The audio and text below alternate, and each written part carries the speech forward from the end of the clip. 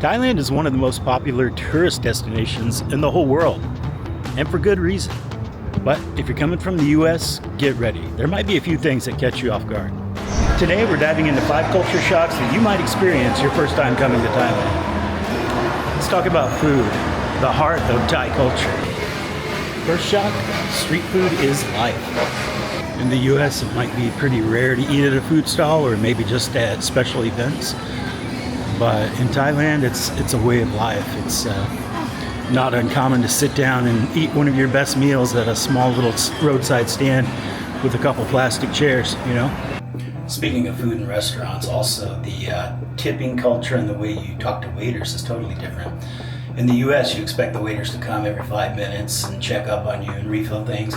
Well, here you pretty much have to reach out and call a waiter for anything, including your bill. If you're like me, the first few times I sat down in a sit-down restaurant in Thailand, I didn't know anything about the waiter culture or tipping culture or anything. So I pretty much sat there for like half an hour thinking, man, these guys really are like slow here. They're not on top of it. But the reality was they were waiting for me to reach up and point and say, hey, check bin, or, I'm ready, or something like that.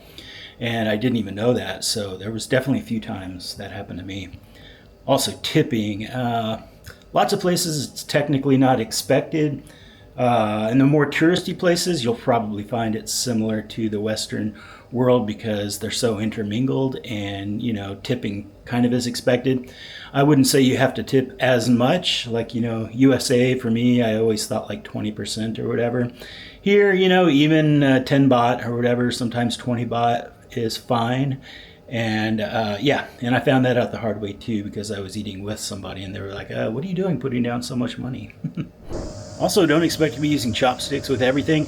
They are available quite common here in Thailand, but mostly just for noodle dishes and stuff. You would see most Thais eating with fork and spoon, often like, using the fork to put the stuff on the spoon. A little bit different than what we're used to back home. But you certainly can. If there's chopsticks there, you're free to eat however you want.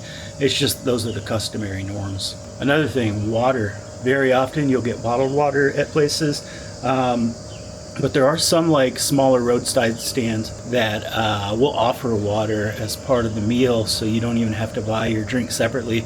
But it'll be like a communal system where you get up and you grab a plastic cup, put your own ice and water in, and then come back to your table.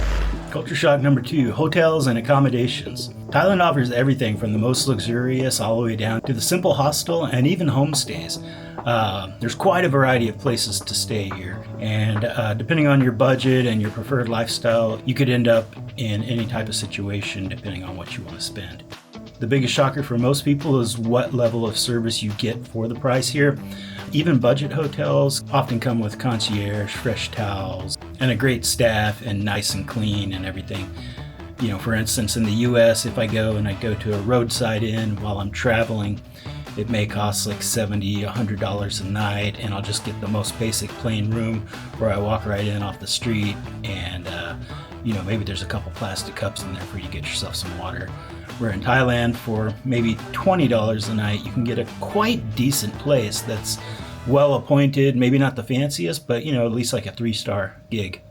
Speaking of hotels, one other thing that might be a little shock is the key card electricity, which is very common. Not everywhere that I've seen, but very common. Your key card for your room, when you leave the room, everything turns off, and when you come back to the room, you have to put the key card in a little slot for everything to turn back on. That way it saves electricity and stuff and doesn't leave your AC and stuff running the whole time you're gone. Oh, okay, you want some more culture shocks? Listen, one of the biggest ones is traffic, especially if you're used to normal standard suburban driving over in the US. A huge amount of traffic all over Southeast Asia and especially Thailand is motorcycles, mopeds, scooters, two-wheel things. Those rule the road. Everywhere you go, they'll be circling around you, going in and out of traffic like salmon through a river. And it's something to get used to, in addition to the fact that they're driving on the left-hand side of the road. Personally, I've gotten used to it. I've got my own scooter now, and I drive all the time in Thailand. But when you're in places such as Bangkok or a huge city like that, they have wonderful public transportation. And, honestly, if I was in Bangkok, I'd prefer not to have my own scooter. I'd rather just get the steps in and walk down to the nearest station and then take one of their beautiful trains across town. And it just depends on what area you're in. If you're out somewhere like Chiang Mai or a more modest sized city, you'll probably want to rent a scooter fairly often to get out and about and explore the countryside.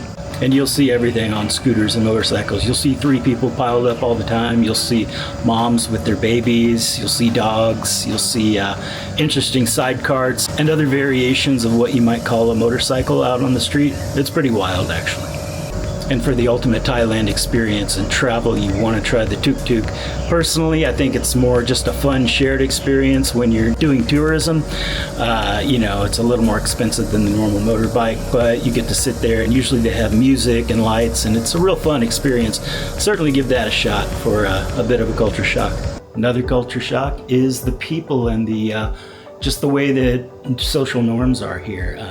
You don't have all that stuff that you have in the USA, where everybody wanting to road rage or quote unquote Karens, wanting to make a big scene at the supermarket, or anybody that wants to like randomly shoot you just because they're going crazy that day.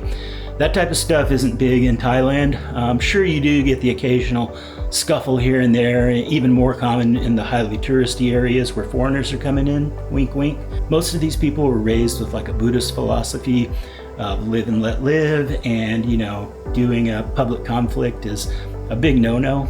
You'll see it now and then, and they will call you out if you do something incredibly stupid or way out of line, but they're not going to come start a fight with you or anything like that. So that's a very big difference from USA. Respect is the name of the game here in Thailand.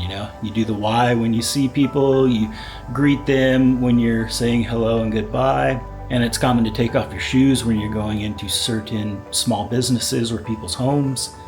And just generally speaking, you'll find that it's a friendly vibe and friendly atmosphere, and people are helpful. Even the police, which are quite brutal back in the United States, they can be very helpful here and help you do things when you're lost or trying to find your way around. Another shocker is the architecture in the neighborhoods. You'll see neighborhoods piled up right next to each other. The mix of old and new, rich and poor is it's not so separated like in the US.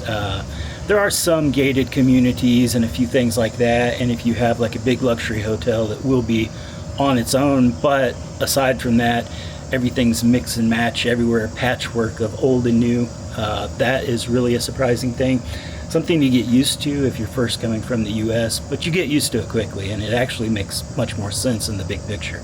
Some other things are like one-way streets all over the place, especially in like Chiang Mai. There's a lot of one-way areas where you have to get around town and you have to circle back if you miss it. There's a lot of little alleyways and stuff that you can sneak through once you become a regular.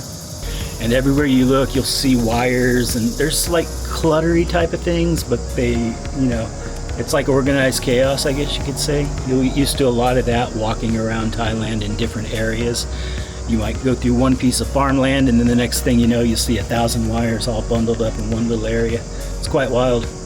And one bonus shocker for people coming from the US over to Thailand or anywhere in the region is the difference between religious affiliation and stuff like that. You don't have people trying to convert you or trick you into their religion or whatever. Buddhism is really more of a philosophy, although some people see it as a religion, and there are like deities in their stories and stuff, but they won't like start using the G word around you and stuff, because they don't try to push things like that on you. And that's really a welcome relief, just not having to be pushed on religion like they do everywhere in the US. That's a big culture shock, but it's a good one. So yeah, Thailand is full of surprises. It's full of culture shocks if you've never been here or traveled anywhere in Southeast Asia. But that's what makes it great to explore. It's so different and so unique and much more welcoming than a lot of the places you might be used to. So did any of these culture shocks surprise you? Or have you been to Thailand, and is there anything that I missed?